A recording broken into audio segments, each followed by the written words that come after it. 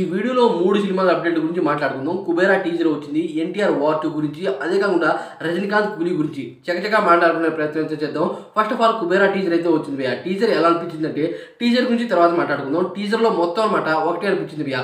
సాంగే ఉంది. ఆ సాంగ్ ఏంటంటే, భూమి నాది, ఆకాశం నాది, ఇల్లు నాది, అన్నీ నావే అని అనుకునే వాళ్ళకనమాట దేవుడు ఏ రకంగా వాళ్ళ దగ్గర నుండి అవైతే లాక్కుంటాడు అనేది ఈ మూవీలో చూపిస్తారు అని నాకైతే అనిపించింది ఈ సాంగ్ చూడగానే.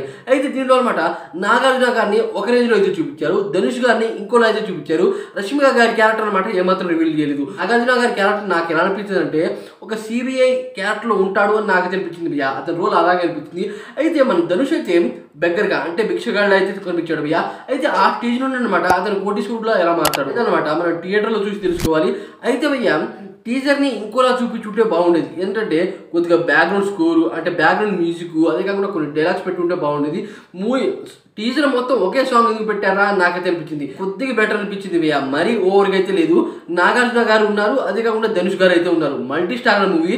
డైరెక్టర్ శేఖర్ కమలా గారు ఈ మూవీని డైరెక్ట్ చేస్తున్నారు. ఆయన చేశారు అంటే ఆ మూవీలో ఏదో ఒక కాన్సెప్ట్ అయితే ఉంటుంది. మరి ఏ రేంజ్లో ఉంటుందో. అదే కాకుండా ఇప్పుడు వార్ 2 మూవీ గురించి మాట్లాడుకుందాం భయ్యా.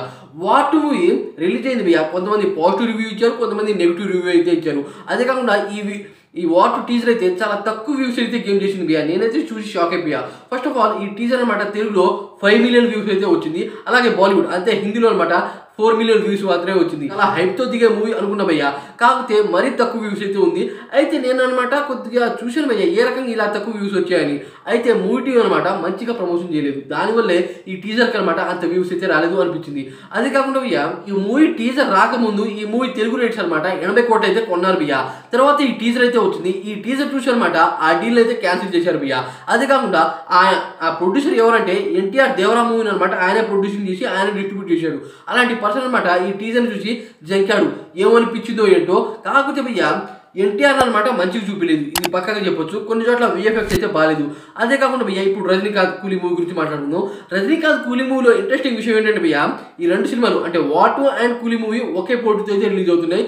కాకపోతే 2 సినిమాలకు అనమాట ఈక్వల్ హైప్ అయి ఉంది. అయితే తెలుగులో కూలీ మూవీని నాగార్జున గారు డిస్ట్రిబ్యూట్ అయితే చేయబోతున్నారు భయ్యా. ఇది మామూలు విషయం కాదు. నాగార్జున గారు కూలీ మూవీలో విలన్ రోల్ అయితే చేయబోతున్నారు. అయితే అలాంటి పర్సన్ అనమాట రెమ్యునరేషన్ తీసుకోకుండా నేనైతే ఈ తెలుగు రైట్స్ కొనుక్కొని నేనే డిస్ట్రిబ్యూట్ చేస్తా అనేది నాగార్జున గారు అయితే చెప్పారు భయ్యా. నాకు అనిపించింది ఈ మూవీ ఏ రేంజ్లో ఉంటుందో, అసలు ఏ రేంజ్లో తీశారో అని నాకు అనిపించింది భయ్యా. డైరెక్టర్ లోకేష్ కనగరాజ్ గారి మీద బీభత్స నమ్మకం అయితే పెట్టుకున్నారు నాగార్జున గారు. దానికోసం అనమాట తెలుగు రైట్స్ ఆయన కొనుక్కున్నారు. ఇది మామూలు విషయం కాదు.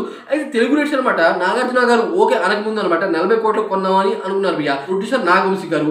అయితే ఆయన పక్కకు తోసేసి అనమాట నాగార్జున గారు అయితే వచ్చారు. చూడాలి మరి ఈ 2 సినిమాలు బీభత్సంగా పోటీతో రిలీజ్ అవుతున్నాయి. ఏ మూవీ ఎంతలా విధ్వంసం క్రియేట్ చేస్తుందో. అదే కాకుండా 'కుబేరా' టీజర్ మీకు ఎలా అనిపించింది అని డెఫినెట్ కామెంట్ చేసి వీడియోకి లైక్ చేయండి ఫ్రెండ్స్.